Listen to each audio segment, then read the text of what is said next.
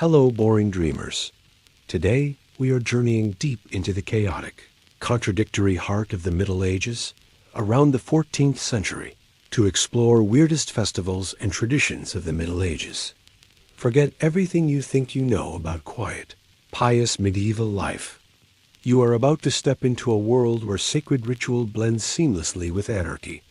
Public humiliation is a spectator sport, and animals end up in courtrooms. The sheer strangeness of these events will remind you that if you tried to explain your modern life to these people, they'd probably think you were the biggest fool. And let's be honest, standing in the middle of a medieval festival, you probably wanted to survive the night without getting involved in some kind of riot or bizarre legal proceeding. So before you get comfortable, take a moment to like the video and subscribe, but only if you genuinely enjoy what I do here. Let me know where you're listening from, post your location and your local time in the comments.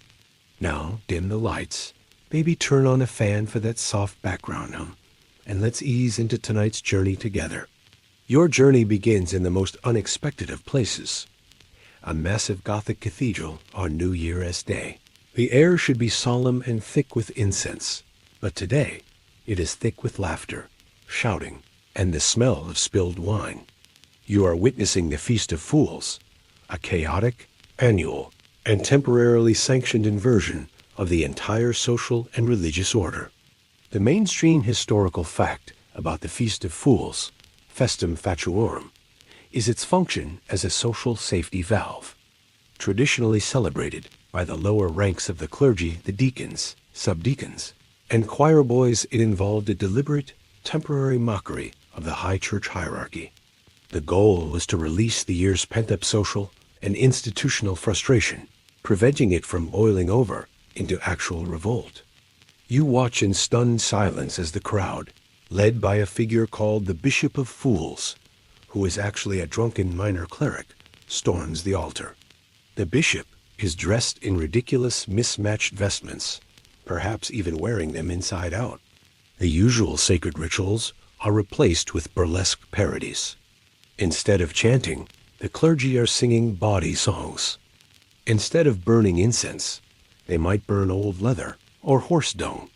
The altar rail is transformed into a feasting table where they eat sausages and drink huge amounts of ale. You hear someone shouting a joke about the real bishop being too fat to run, and the entire church erupts in applause and laughter. This is your chance to safely mock the most powerful people in your life without fear of immediate reprisal. You quietly joke, stepping back from a man trying to pour wine over the baptismal font. This is what happens when you give the intern a key to the entire building. I bet the real bishop is having a stroke behind closed doors. That's your first light joke for this chaotic scene. The entire event is driven by inversion. The low are made high, and the sacred is made profane. Subdeacons dress as women, men dress as fools, and the serious matters of the church are treated with absolute derision. The quirky or fringe tidbit is the bizarre tradition of the naked procession. In some cities, the climax of the Feast of Fools was a mock procession through the streets, where the participants would remove their clerical robes and sometimes engage in various forms of mild nudity, reinforcing the chaotic pagan-like nature of the festival. Historians still argue whether the church tolerated the Feast of Fools primarily because they viewed it as a necessary evil to maintain social stability, or if this tradition was actually a deep-rooted, uneradicated remnant of ancient Roman Saturnalia, a pagan festival of chaos that the church simply absorbed and repurposed rather than abolished. As the day continues, the drunken chaos spills out of the cathedral and into the city streets. The noise is immense. The energy is aggressive but playful. You've experienced the power of temporary anarchy, but the next tradition will show you how this principle of inversion is even applied to the most innocent members of society, the children. The echoes of the chaotic Feast of Fools have barely died down when the concept of social inversion takes on a more structured and adorable form, the boy-bishop tradition. This practice, often centered around the feast of St. Nicholas, December 6th, or the Feast of the Holy Innocents, December 28th, places a child temporarily at the pinnacle of ecclesiastical authority.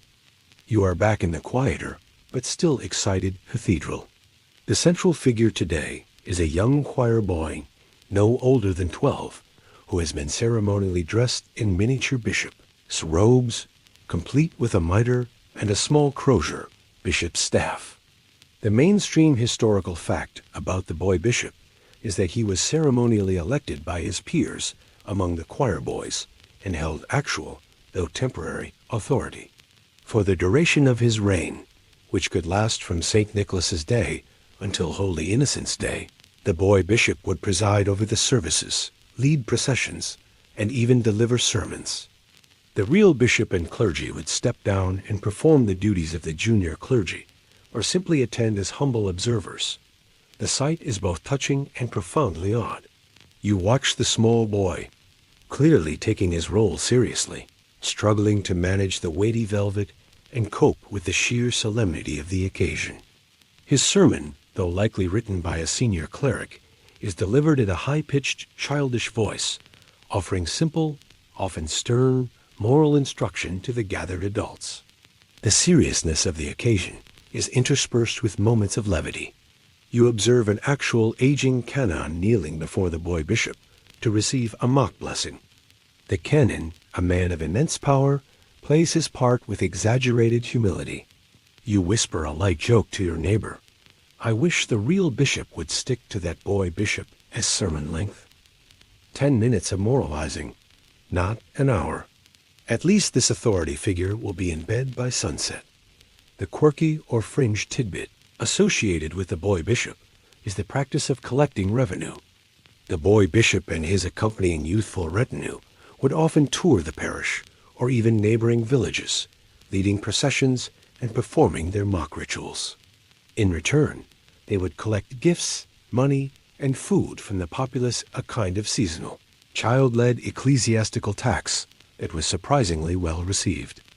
The tradition served a dual purpose. It taught the young boys the complex rituals of the Mass and the church calendar, and it provided the congregation with a gentle, often humorous reminder of the humility and purity that should underlie their powerful clerical structure.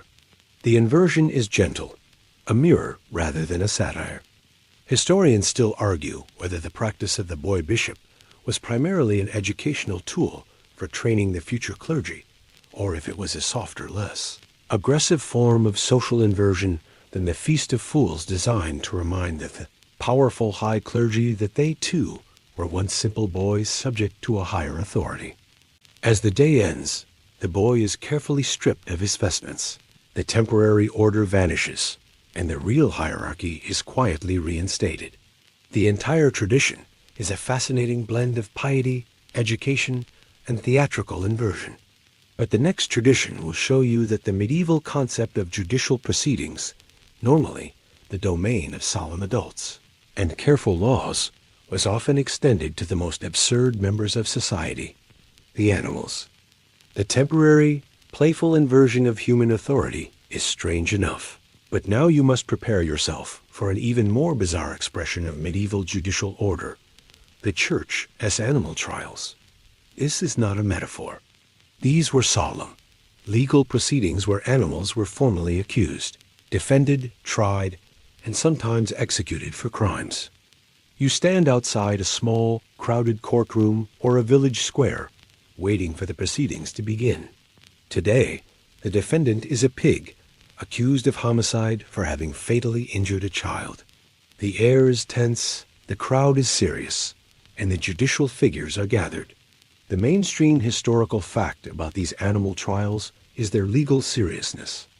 From the 13th through the 17th centuries, records exist of hundreds of trials involving livestock pigs, cows, goats, and even insects and rats accused of everything from murder of a child to damage to crops. The court proceedings were meticulous. The animals were assigned a defense attorney, often a real lawyer, who argued for the animal's life. Formal indictments were read and witnesses were called. You watch as the prosecution presents its case, detailing the circumstances of the pig's transgression. The pig, unsurprisingly, stands mute, and its court-appointed lawyer makes a passionate, if slightly absurd, defense, arguing that the animal acted without malice aforethought, or perhaps suggesting that the owner was at fault for lack of supervision. You lean toward your neighbor and whisper a joke. Well, at least the pig can't be accused of perjuring itself. I bet it has a cleaner record than half the human defendants here. The quirky or fringe tidbit involves the trials of vermin. When the defendant was a large group of pests, like rats, caterpillars, or beetles that had destroyed a field of crops, the church would often bring a case against the entire species. If found guilty, the vermin were formally excommunicated from the church and ordered to leave the district. Since the vermin obviously didn't leave, this acted as a solemn, public ritual to placate the community and affirm the church's spiritual authority over the natural world. The jury, if the trial is secular, or the judge, if it's ecclesiastical, delivers the verdict. In the case of the pig, the verdict is often guilty. The penalty for homicide is execution by hanging or burning, often carried out in full view of the community, and sometimes with the accused pig dressed in human clothing, emphasizing the seriousness of the crime. Historians still argue whether the practice of animal trials was primarily a deep-seated cultural and spiritual need to maintain order and accountability by punishing all perceived disruptions to the community as fabric, or if it was simply a highly dramatic legal mechanism to indirectly punish the owner of the animal, since the owner would bear the financial loss and public shame. The execution is carried out with solemnity, not merriment, a chilling end to the absurd judicial process. The animal trial is over, and the community has been symbolically cleansed of the evil deed. You are left with the strange memory of a lawyer defending a silent pig. As you leave the square, the focus shifts to a much more vibrant and joyous, if still pagan-tinged, tradition, the arrival of spring. The bizarre judicial formality of the animal trials quickly gives way to the boisterous, green chaos of May Day celebrations. This is the most vibrant and visually stunning of the medieval festivals, marking the joyous arrival of spring and deeply entwined with ancient fertility rites. You are swept up in the energy of the crowd, who are all streaming out of the town and into the surrounding woods and fields. The air is filled with the sound of pipes, drums, and the laughter of young people. Everyone is wearing bright colors and garlands of fresh flowers and leaves. The mainstream historical fact about May Day is its dual nature. It was celebrated on the first day of May and was a secular celebration of fertility, growth, and the end of the long, cold winter. Although the church attempted to Christianize many festivals, May Day retained its strong, almost unavoidable pagan undertones, focusing on the vitality of nature. The central activity of the morning is the gathering of the maypole. A huge straight tree trunk is cut down, stripped of its branches, and hauled back to the village center with great ceremony. The entire community participates in raising this tall pole, which is then lavishly decorated with ribbons, streamers, and flowers. The pole itself, often quite tall, serves as a powerful phallic symbol of male fertility and the life force of the season. You join the massive communal dance around the raised maypole.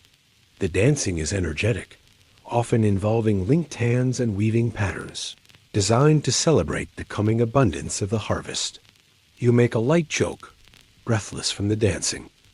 I think the official medieval fitness routine involves running from a cow, throwing sticks at a cock, and then dancing until you collapse. I'm going to need a 6-month recovery. The quirky or fringe tidbit associated with May Day is the tradition of bringing home the May.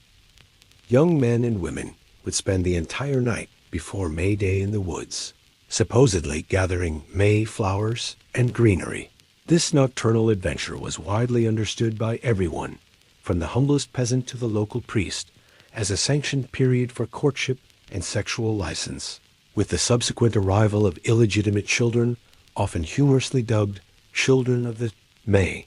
The procession often includes a May Queen or Maid Marian, a beautiful young woman crowned with flowers, and a green man, a figure covered in leaves and moss, symbolizing the spirit of the wildwood. These figures lead the dances and preside over the festivities, acting as temporary monarchs of the springtime revelry. Historians still argue whether the enduring, chaotic nature of May Day, despite centuries of attempted suppression by the Church and later by Puritan reformers, was primarily due to the deep-seated cultural memory of ancient Germanic or Celtic fertility rites, or if it was simply a highly practical response to the agrarian calendar, celebrating the moment that the food supply and the growing season were safely renewed. As the evening arrives, the celebration continues, fueled by seasonal ale and the sheer energy of renewal. You leave the Maypole festivities, feeling the optimism and raw energy of a community that has survived another winter. The next traditional figure you will encounter brings a similar energy of sanctioned chaos, but places it squarely in the middle of the solemn season of Christmas. The chaotic spirit of the May Day fertility rites now shifts dramatically to the cold, solemn season of Christmas, where the tradition of social inversion resurfaces in the figure of the Lord of Misrule. This custom transforms the quiet, pious Yuletide into a period of sanctioned indoor absurdity, usually within the confines of a noble's castle or a wealthy merchant's household. You are inside a great, smoky hall where the wealthy family is gathered for the 12 days of Christmas celebration. The true master of the house has for the duration of the holiday ceded control to a figure known as the Lord of Misrule, often a servant, a low-status courtier, or a master of ceremonies known for his wit and theatrical ability. The mainstream historical fact about the Lord of Misrule is that he was ceremonially elected or appointed to preside over the entire household as entertainment, feasts, and games for the Christmas season, typically from Christmas Eve until the Feast of the Epiphany, 12th night. His role was to orchestrate chaos, ensure continuous feasting, and dispense witty, often insulting, judgments, a temporary reversal of authority. You watch as the Lord of Misrule, perhaps wearing a fool's cap and carrying a mock scepter, maybe a turkey leg or a ladle, dictates the entertainment. He demands ridiculous toasts, commands the highest-ranking guests to perform humiliating tasks like singing off-key or dancing badly, and levies mock fines for offenses like smiling too genuinely or having too much gravy. The central point of the fun is the temporary abdication of dignity. Everyone, from the lowest scullery maid to the highest-born lady, is subject to the fool's edicts. This structured absurdity is essential for releasing the social strain that builds up in the rigid medieval hierarchy. You whisper a light joke about the Lord of Misrule, who is currently attempting to juggle a herring and an orange. I think his misrule is mainly focused on proper table etiquette. If he survives the evening, I'm nominating him for next year's boy bishop. That links back to the earlier inversion. The quirky or fringe tidbit associated with the Lord of Misrule is the practice of kissing the pig's snout, a local, highly specific variation. Remember that from the outline? In some regions, one of the absurd commands of the Lord of Misrule would be to select a person to perform a ritualistic kiss on the head or snout of a recently slaughtered pig, symbolizing either luck for the new year or a final act of absurdity before the new order is restored. It was a silly, pungent act of compliance. Historians still argue whether the custom of the Lord of Misrule was a deliberate tool used by the ruling class to allow their dependents a safe, contained release of satirical energy, or if it was another cultural inheritance from Roman Saturnalia, where a temporary king of misrule presided over an inverted society surviving, despite the Church's attempts to impose solemnity on the Christmas season. As the Lord of Misrule issues his final, ridiculous decree before midnight, the heavy social pressure of the hierarchy has been temporarily and safely diffused. The celebrations will continue, but the strange focus on fire and purification now draws your attention outside to the next intense and visually dramatic tradition. The merriment of the Lord of Misrule and the chaos of the inverted holidays are now giving way to a much more intense and visually dramatic tradition, the burning of the wicker man or large effigies. This is a seasonal spectacle, often associated with purification rituals, particularly around the time of the summer or winter solstice, designed to protect the community. You stand in an open field, along with the entire village, gathered around an enormous, imposing structure. It is a massive effigy, sometimes woven from straw and wicker in a rough human or animal shape, or sometimes simply a huge pyre made of branches and old debris. The air is tense, heavy with anticipation and the smell of dry wood. The mainstream historical fact about these large seasonal burnings is their powerful function as communal purification. Fire was seen across medieval Europe as the ultimate cleanser, capable of dispelling bad luck, disease, and evil spirits. Burning a large effigy, which often symbolized the passing year, the winter, or a scapegoat figure, was believed to ensure good fortune and a successful harvest in the coming season.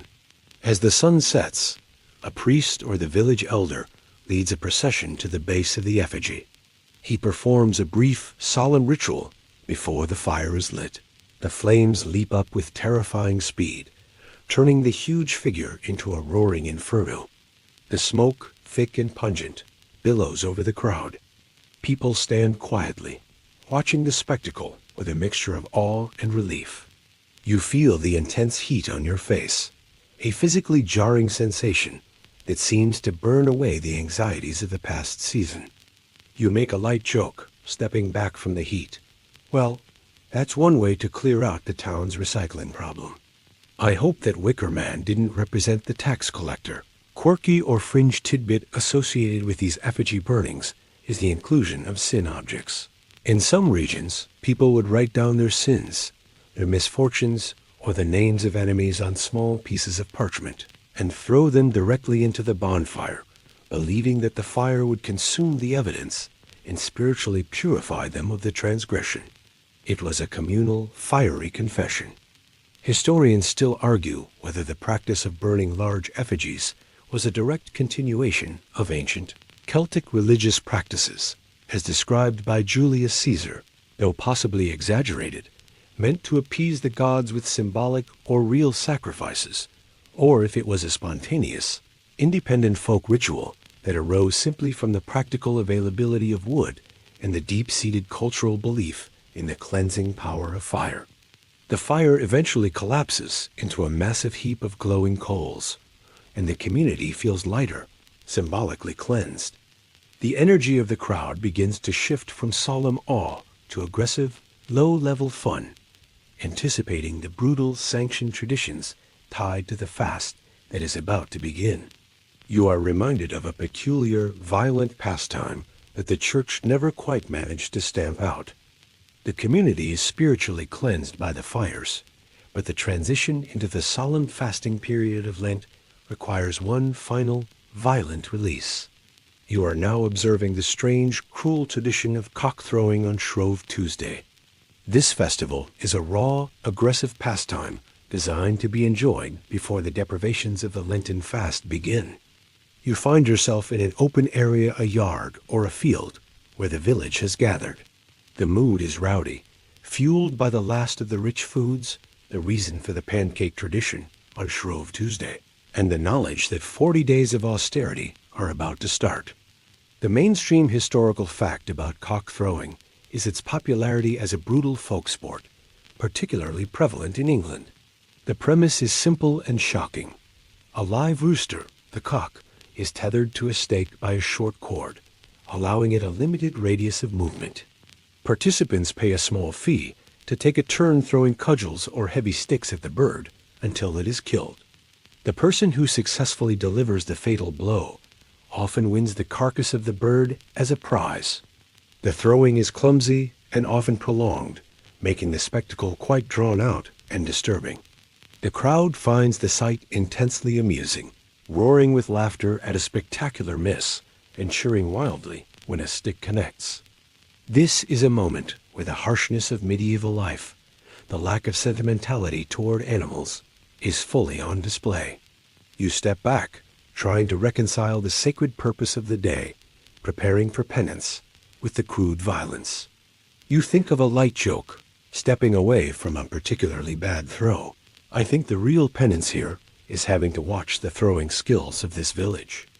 My God, if this is how we fight a war, we're all doomed.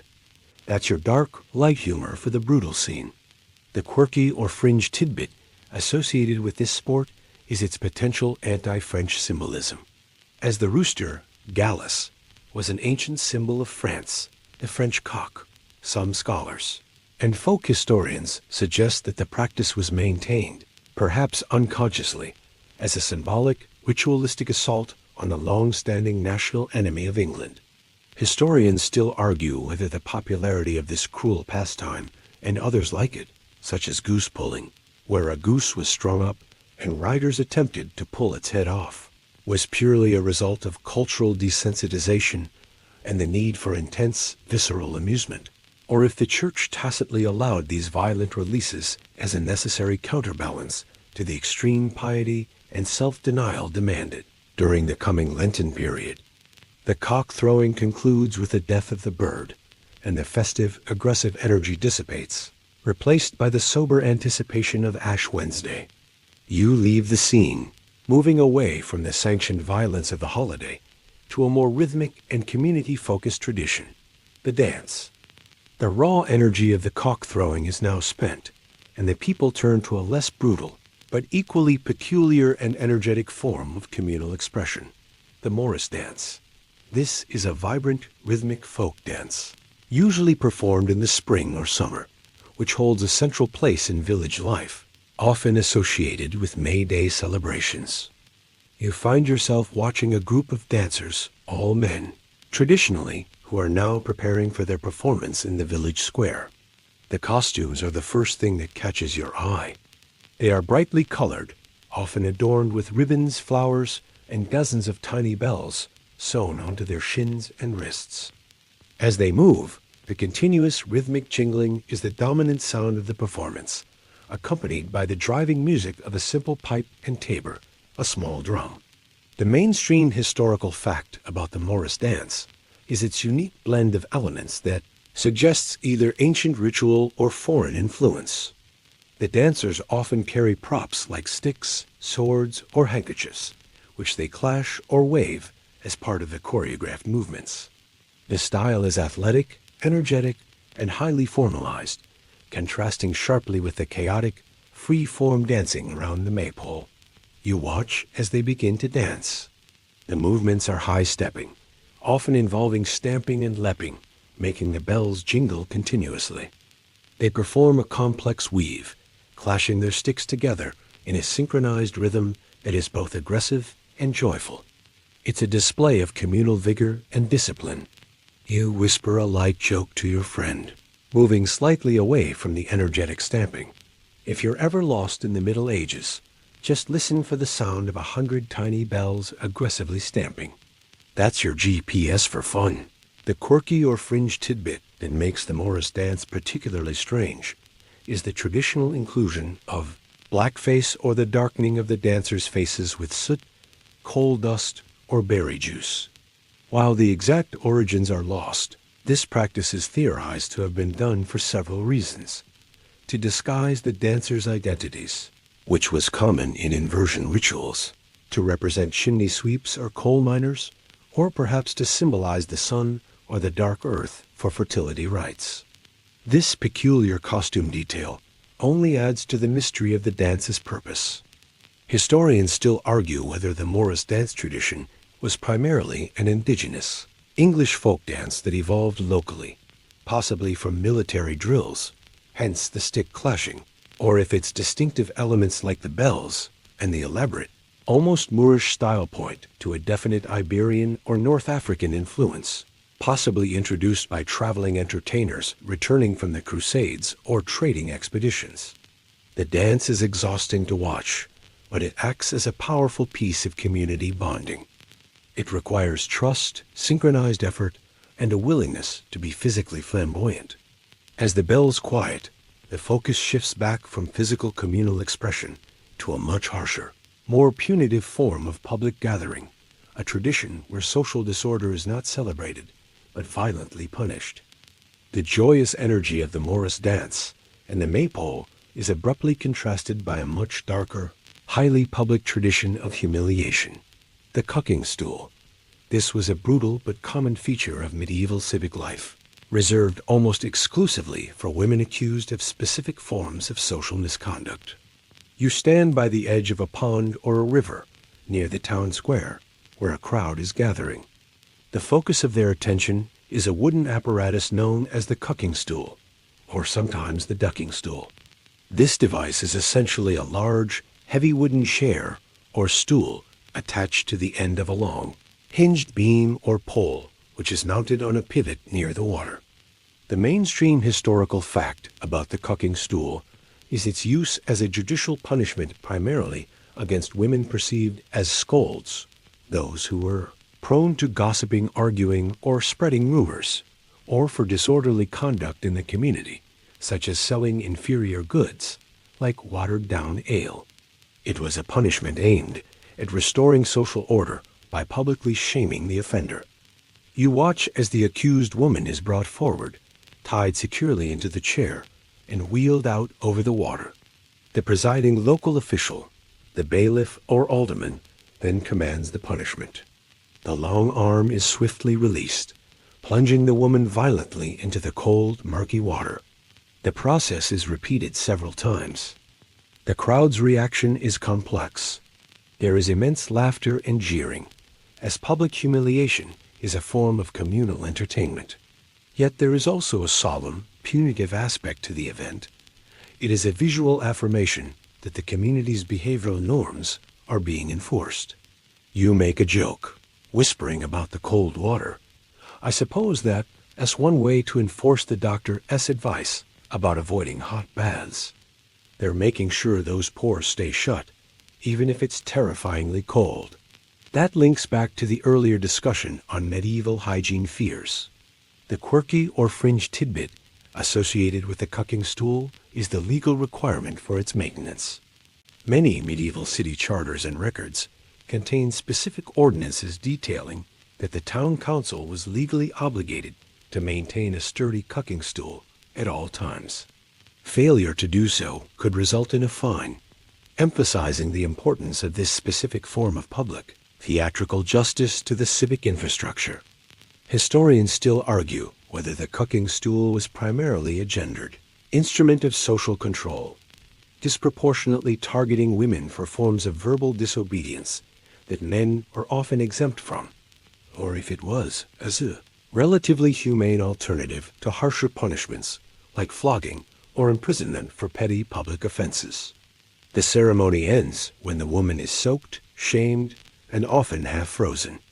The crowd disperses, satisfied that order has been reasserted. The medieval obsession with integrating the absurd into the sacred continues, however, leading you straight back into the solemn walls of the church for a tradition that involves a much-loved animal. The highly visual and punitive spectacle of the cucking stool is over, but the medieval tendency to integrate absurdity into the most solemn spaces continues. You now find yourself back inside the church for one of the most remarkable and irreverent festivals, the Feast of the Ass, Festum Asinorum. This tradition, primarily celebrated in France and parts of Germany around the New Year, is the Feast of Fools' quirky cousin, focusing specifically on honoring the donkey, the beast of burden associated with the Nativity, the flight into Egypt, and Christ's entry into Jerusalem. The mainstream historical fact about the Feast of the Ass is its blend of piety and deliberate silliness. The central event involved a procession where a donkey, often elaborately decorated with rich saddlecloths and garlands, was led into the church and positioned near the altar. The donkey was revered as a holy symbol of humility and patience, often representing the simplicity of the common man. You watch the solemn yet fundamentally ridiculous procession. The priests and lay people lead the donkey, singing hymns specifically composed for the day. These hymns are often punctuated by a strange, recurring instruction. After certain verses, The entire congregation, priests and all, is required to stop and bray like a donkey. Hee-haw. The sight and sound are stunningly jarring. The solemnity of the high Gothic space mixed with the unified, loud, rough noise of hundreds of people making animal sounds. You try to hold back a burst of laughter. You make a light joke, leaning against a pillar. I've been in meetings where I've wanted everyone to bray like a donkey, but I never expected the church to mandate it. This is peak medieval customer engagement. The quirky or fringe tidbit associated with the Feast of the Ass is the consumption of ass milk. In some regions following the liturgical part of the service, a tradition developed where special bread or cakes were consumed, often accompanied by a small amount of milk, sometimes actual ass's milk or a simple substitute, to symbolize the purity and humility of the animal. The service concludes with a mock dismissal delivered by the priest, often concluding with the blessing, hee-haw, hee-haw, hee-haw, or its Latin equivalent. The tradition encapsulates the medieval mind as ability to hold contradictory ideas simultaneously, profound reverence for a sacred symbol, coupled with an irreverent, chaotic physical display. Historians still argue whether the Feast of the Ass was primarily an attempt to Christianize and absorb deep-rooted pagan fertility rituals that involved livestock, or if it was a deliberate, sophisticated theological joke by the lower clergy, a form of learned folly designed to critique the excessive formality and pretension of the high church hierarchy. The church is now quiet, the braying silence leaving a strange echo in the massive space. The bizarre spirit of competition now moves to a secular setting, requiring high physical effort and culminating in a highly sought-after dairy product. The spiritual silliness of the Feast of the Ass has cleared the church, and now the competitive spirit of village moves into the fields for a bizarre, dangerous, and dairy-focused tradition, the race for the cheese. This is a specific, intensely physical, and often dangerous local custom where the prize is a coveted wheel of cheese. You are standing at the top of a very steep, grassy hill just outside the town limits. Below you, the entire village is gathered, looking upward with a mixture of fear and excitement. The main event is about to begin.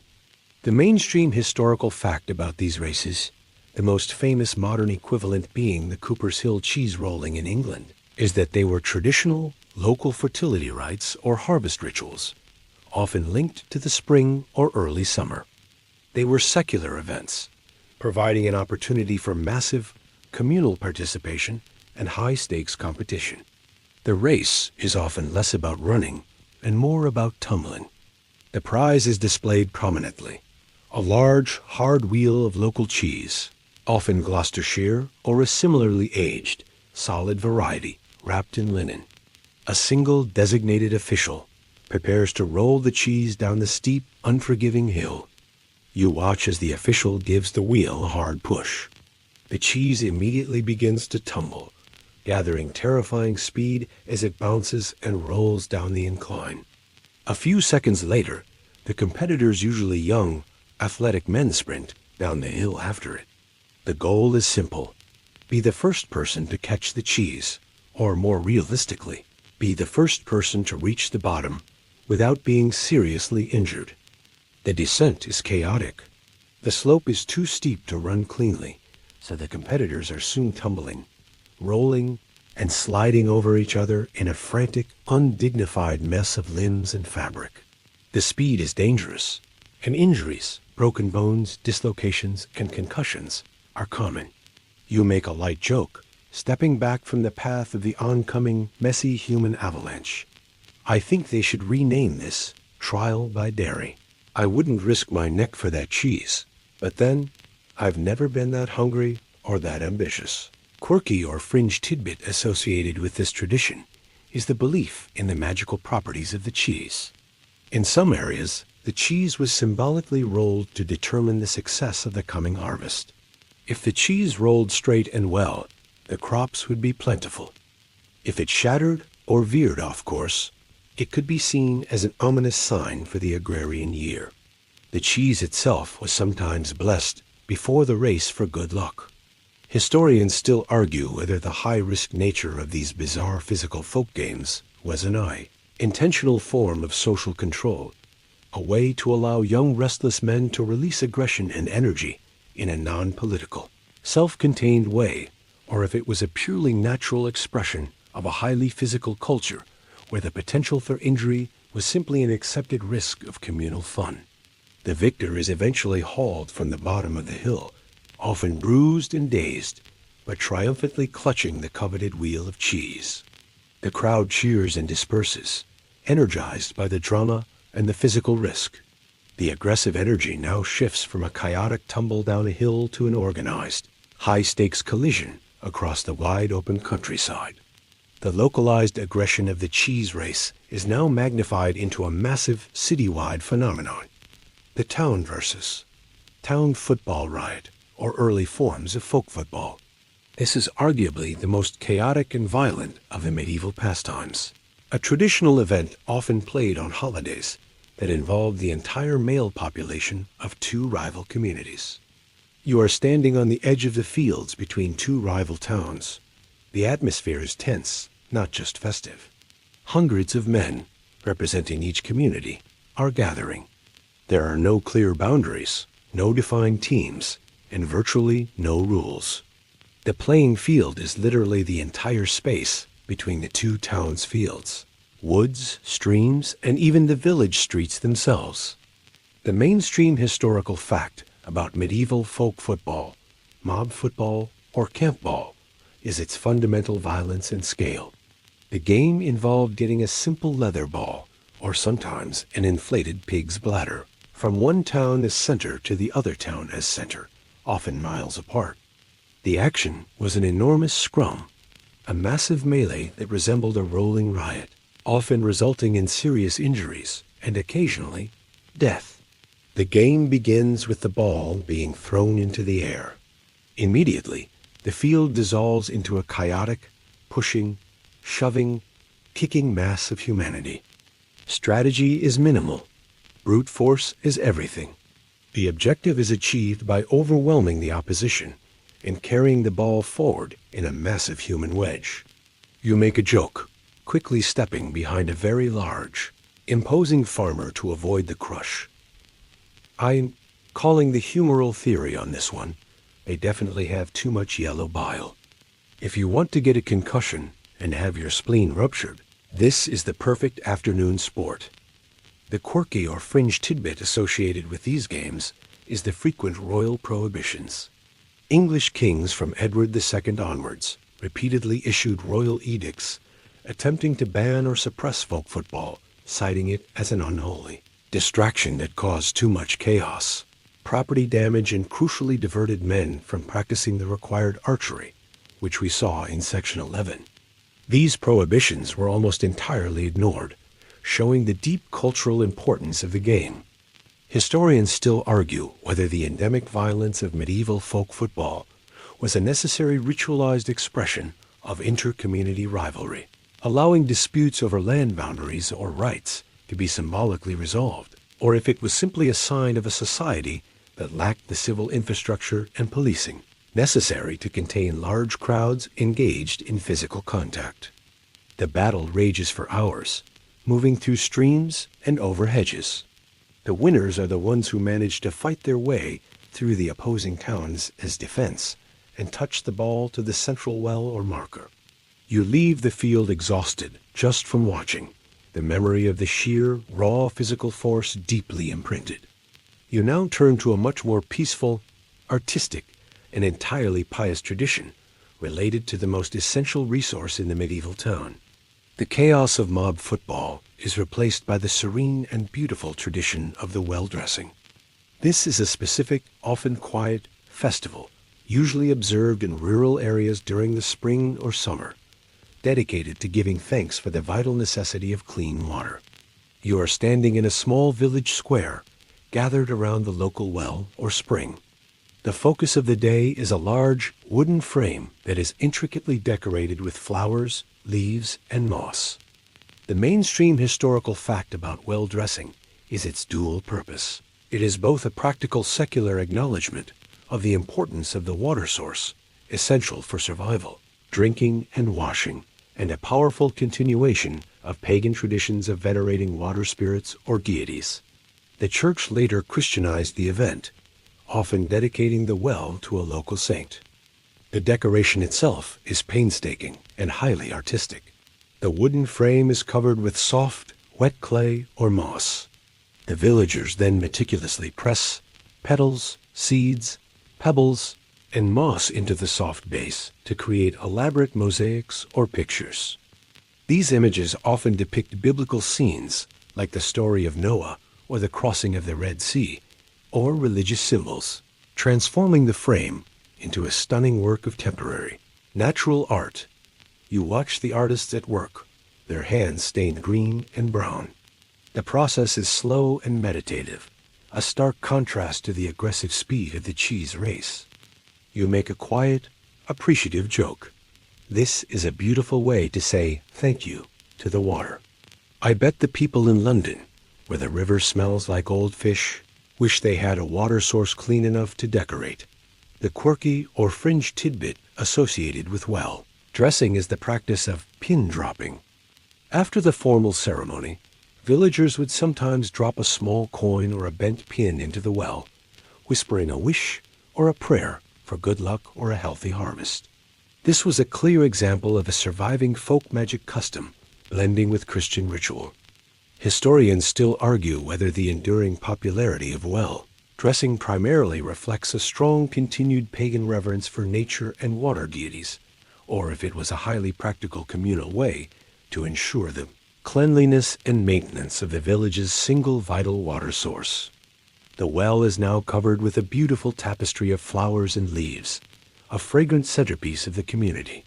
The atmosphere is one of humble gratitude, a welcome respite from the rough sports of the day. The focus now shifts from giving thanks for a gift to symbolically shedding the negative burdens of the community. The chaos of mob football is replaced by the serene and beautiful tradition of the well dressing. This is a specific, often quiet, festival, usually observed in rural areas during the spring or summer, dedicated to giving thanks for the vital necessity of clean water. You are standing in a small village square, gathered around the local well or spring. The focus of the day is a large wooden frame that is intricately decorated with flowers, leaves, and moss. The mainstream historical fact about well dressing is its dual purpose.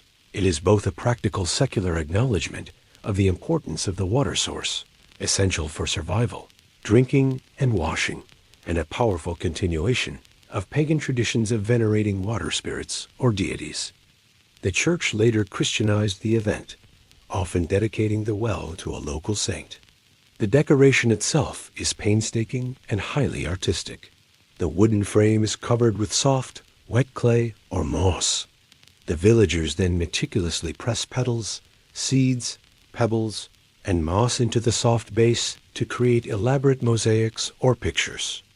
These images often depict biblical scenes like the story of Noah or the crossing of the Red Sea, or religious symbols, transforming the frame into a stunning work of temporary, natural art. You watch the artists at work, their hands stained green and brown. The process is slow and meditative, a stark contrast to the aggressive speed of the cheese race. You make a quiet, appreciative joke. This is a beautiful way to say thank you to the water. I bet the people in London, where the river smells like old fish, wish they had a water source clean enough to decorate. The quirky or fringe tidbit associated with well dressing is the practice of pin dropping. After the formal ceremony, villagers would sometimes drop a small coin or a bent pin into the well, whispering a wish or a prayer for good luck or a healthy harvest. This was a clear example of a surviving folk magic custom blending with Christian ritual. Historians still argue whether the enduring popularity of well dressing primarily reflects a strong continued pagan reverence for nature and water deities, or if it was a highly practical communal way to ensure the cleanliness and maintenance of the village's single vital water source. The well is now covered with a beautiful tapestry of flowers and leaves, a fragrant centerpiece of the community. The atmosphere is one of humble gratitude, a welcome respite from the rough sports of the day. The focus now shifts from giving thanks for a gift to symbolically shedding the negative burdens of the community. The gratitude expressed in the well-dressing contrasts sharply with the next tradition, which is focused on shedding negative burdens, scapegoat rituals. This is an intense symbolic practice designed to transfer the community's accumulated sins, misfortunes, or bad luck onto a singular entity, either an animal or a person, and then ritually expel them. You are watching a gathering, perhaps during a time of famine or plague, where fear and anxiety are running high. A community is desperate to find a way to symbolically cleanse itself. The mainstream historical fact about scapegoat rituals is their ancient, pre-Christian origin, rooted in Judaism's Yom Kippur rituals and their widespread adoption across different cultures. A medieval practice, however, often involved a formalized process of transferring sins or bad luck onto an object, animal, or sometimes a human figure. The ritual begins with a solemn ceremony. The chosen animal, often a goat, lamb, or sometimes a chicken, is brought before the community. The religious leader or elder then performs an incantation or a prayer, ritually passing the community's collective bad fortune, illness, or sins onto the animal. You watch as the animal, now symbolically burdened with the community's woes, is driven out of the village limits and often into the wilderness. The belief is that, by driving the scapegoat away, the community is spiritually cleansed and protected from the misfortune the animal now carries. You make a light joke, trying to ease the collective tension. I wish I could transfer my bad luck onto a goat. I'd definitely send my entire tax bill with it to the wilderness. The quirky or fringe tidbit is the tradition of the human scapegoat in some courts. In some aristocratic households, on specific holidays, a poor person might be chosen to act as the sin eater, a person who would ritually consume a meal placed on or near the body of a deceased person, believing that the act of eating transferred the sins of the dead person onto themselves. The sin eater was then immediately shunned and driven away, ensuring the deceased person's easy entry into paradise. Historians still argue whether these scapegoat rituals were primarily a spiritual coping mechanism, a way to manage the crushing anxiety and psychological stress caused by uncontrollable plagues and famines, or if they were a deliberate social mechanism used by the powerful to place blame for societal ills onto marginalized members or harmless animals. The poor animal is now gone, and the community breathes a collective sigh of relief, believing the spiritual ledger has been wiped clean. This intense focus on death in spiritual passage now shifts to a very different kind of gathering, one that treats death not just with grief, but with massive, boisterous celebration.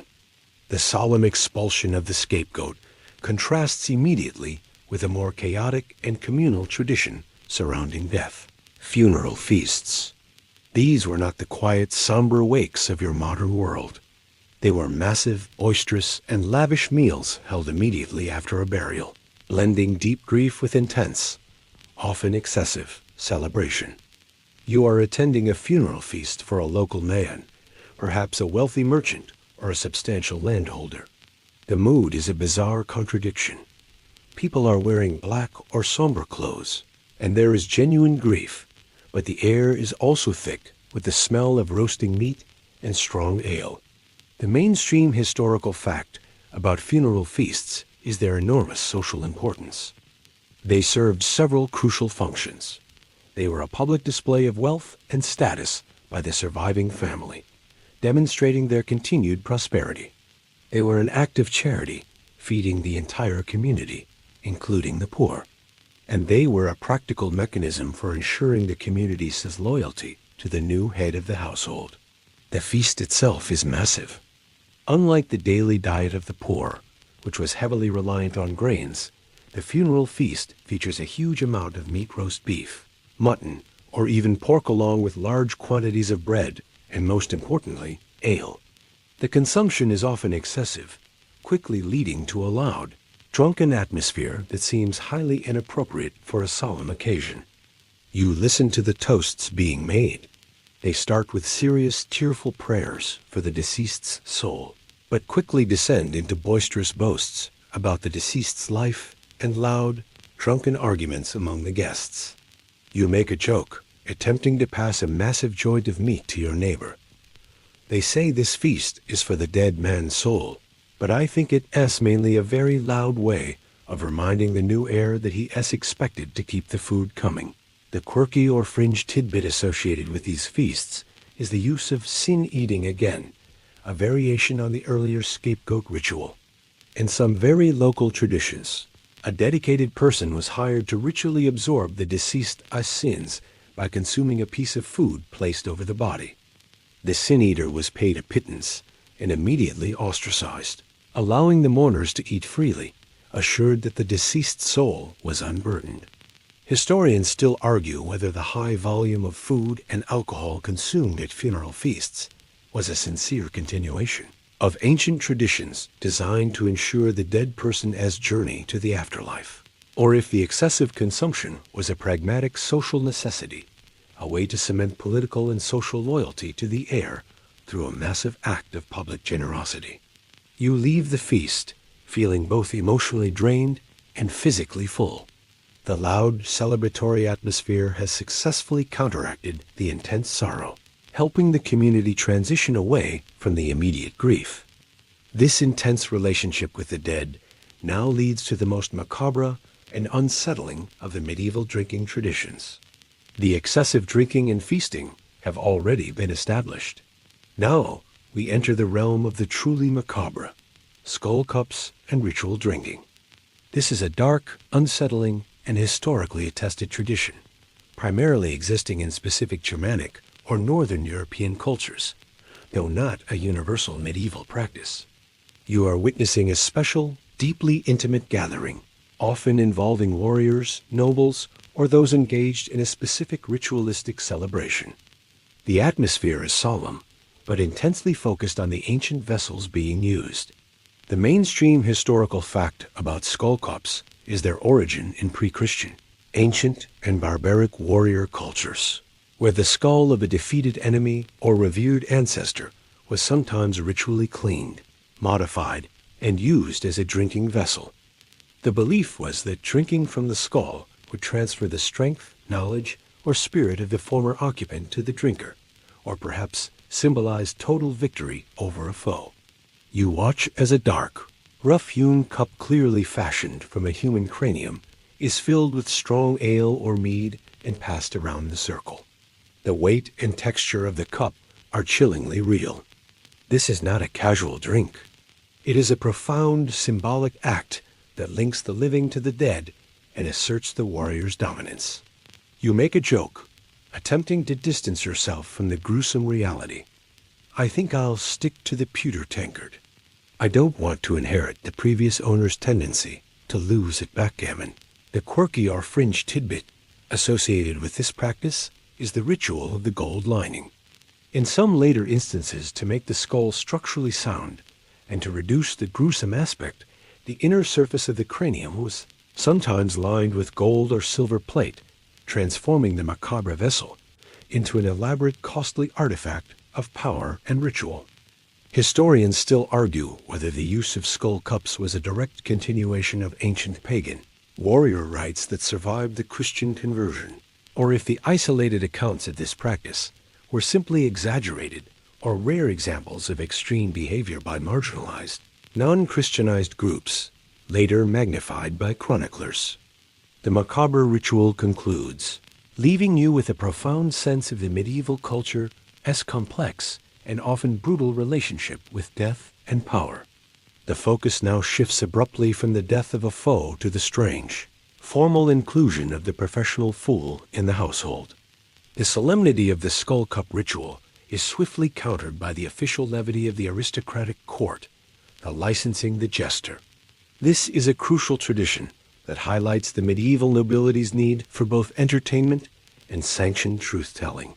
You are in a wealthy lord's court, watching the formal process of a new jester, or fool, being officially presented and taken into service. This is not a wandering minstrel, but a salaried, permanent member of the household, often the only person legally allowed to criticize the Lord. The mainstream historical fact about the professional fool is their unique and crucial social status. The fool was granted licensed folly, a temporary, understood immunity from punishment for speaking uncomfortable truths, criticizing political moves, or mocking the aristocracy.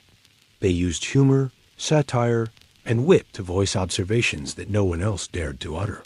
The licensing ceremony involves the Lord formally giving the fool his unique costume, the multicolored, patched garment, motley, and the symbolic scepter or marat, a wooden stick topped with a carved fool's head.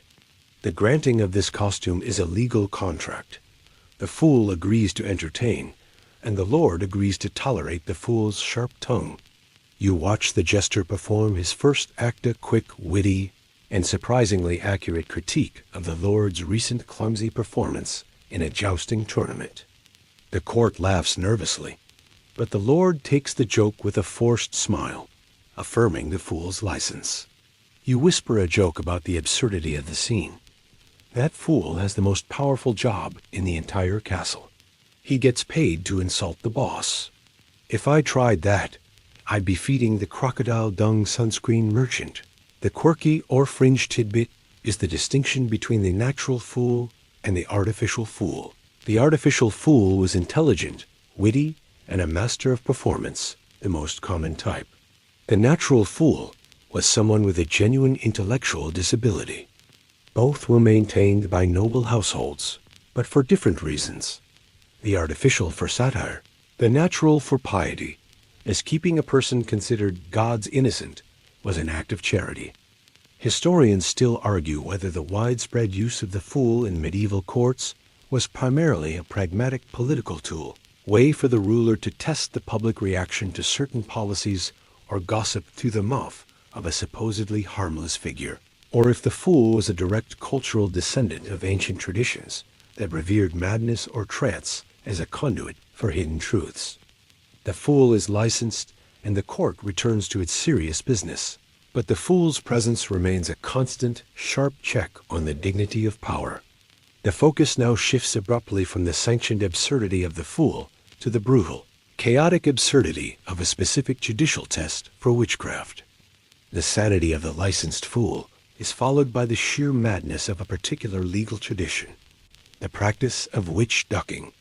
This was a terrifying, chaotic, and widely accepted judicial test used to determine the guilt or innocence of those accused of witchcraft or other dark crimes. You are standing at the edge of a local pond or large water pit where a crowd has gathered for the trial. The accused person, usually a woman, is brought forward.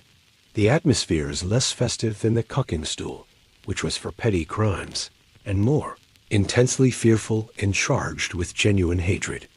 The mainstream historical fact about witch ducking, or ordeal by water, is its underlying, deeply flawed logic.